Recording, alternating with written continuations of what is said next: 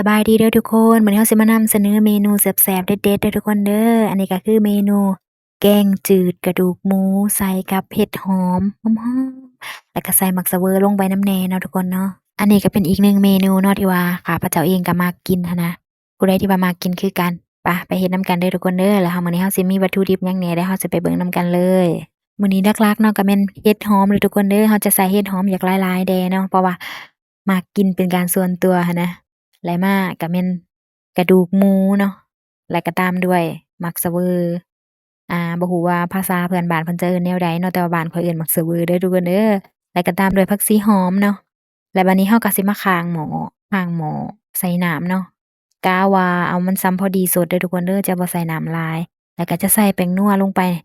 คะน้อแล้วก็ตามด้วยน้ำปลาเนาะจะปรุงรสตามใจมักแหละทุกคนกะว่าหม้อโฟดดีเนาะบัดนี้เราก็จะเอา กระดูกหมูน่ะลงไปใส่ในหม้อเลยเด้อทุกคนเด้อเราจะค้างไปในระยะหนึ่งเนาะกะว่ามันฟดแล้วก็จนกว่าว่ากระดูกหมูเราจะสุกดีเนาะแล้วหลังจากนั้นเราจะเติมเห็ดหอมลงไปเลยเด้อมื้อนี้แม่นเราจะเน้นเห็ดหอมแหน่เนาะทุกคนเพราะว่าเราเกลี่ยมาหลายแหน่หั้นนะก็เลยว่าใส่ลงไปเบิดเลยยิ่งใส่หลายก็ยิ่งแซ่บหลายทุกคนเด้อมันจะหอมดีแหละสมชื่อเพิ่นนั่นแหละเนาะเห็ดหอมแล้วเราก็จะต้มตุ๋นเนาะจนกว่าว่าเห็ดหอมแล้วก็กระดูกหมูจะสุกเปื่อยดีเนาะแล้วหลังจากนั้นเราก็จะเอาหมักเสวอลงไปตามที่หลังเนาะเพราะว่าหมักเสวอนี่มันจะเป็นอิหยังที่ว่าเปื่อยไว้หั้นนะ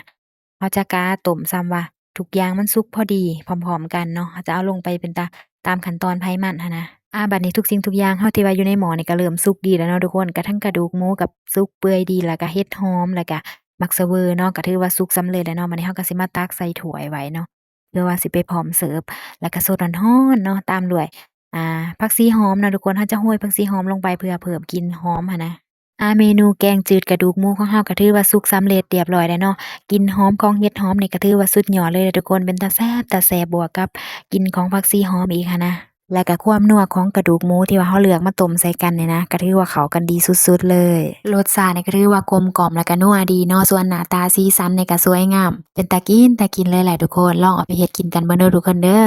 สำหรับเมนูนี้ก็สำเร็จแล้วเนาะเดี๋ยวเจอกันในเมนูหน้าเนาะสำหรับมื้อนี้บ๊ายบาย